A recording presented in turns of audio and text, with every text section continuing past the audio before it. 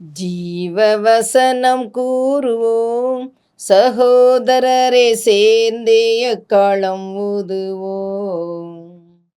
கர்த்தருடைய நாமம் மேன்மைப்படுத்தப்படுவதாக. கிறிஸ்துவுக்குள் அன்பானவர்களே, இந்த நாளிலும் ஜீவ வார்த்தை ஒன்றை கேட்போம். 1 கொரிந்தியர் 2வது அதிகாரம் 4வது வசனம். உங்கள் விசுவாசம் மனுஷருடைய ஞானத்தில் அல்ல, தேவனுடைய பலத்தில் நிற்கும்படிக்கும். பவுல் மிக அழகாக எழுதுகிறார், நாம் ஆண்டவரில் வைத்திருக்கிற விசுவாசம் எனக்கு உரிய ஞானத்தினால் அல்ல.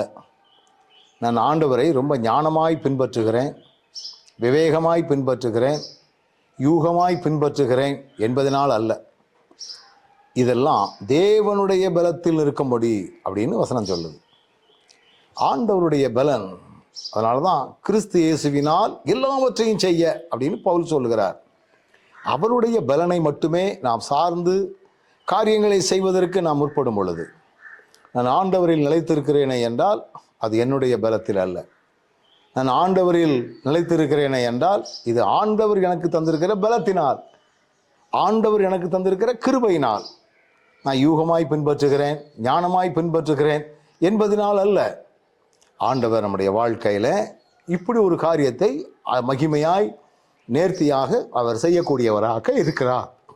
எத்தனை ஒரு அருமையான ஒரு காரியம். ஆண்டவரே, எங்கள் வாழ்க்கையில் நாங்கள் உம்மை பற்றுகிற விசுவாசம் என்பது நீர் எங்களுக்கு தந்த பலன். இப்போ உதாரணமாக பவுலை பார்த்து ஆண்டவர் சொல்லுகிறார், பிசாசானவன் உன்னை சொலையிலே புடைப்பதற்கு உத்தரவு கேட்டுக்கொண்டான், நானும் உத்தரவு கொடுத்துட்டேன்.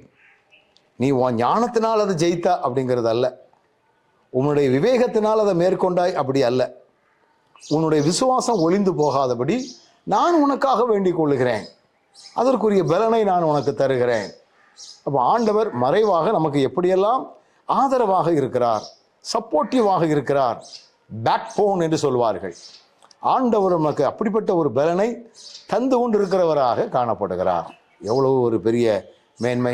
கண்களை மூடுவோம். நல்ல ஆண்டவரே, நாங்கள் உம்மில் நிலைத்திருப்பது எங்களுடைய ஞானம் அல்ல, நீர் எங்களுக்கு தந்திருக்கிற பலன் என்பதை நாங்கள் ஒத்துக்கொள்கிறோம். அந்த பலனை மட்டுமே சார்ந்து கொண்டு என்றென்றும் உம்மில் நிலைத்திருக்கக்கூடிய கிருபைகளினால் எங்களை வழி நடத்தும். இயேசுவின் நாமத்தில் பிதாவே, ஆமென்.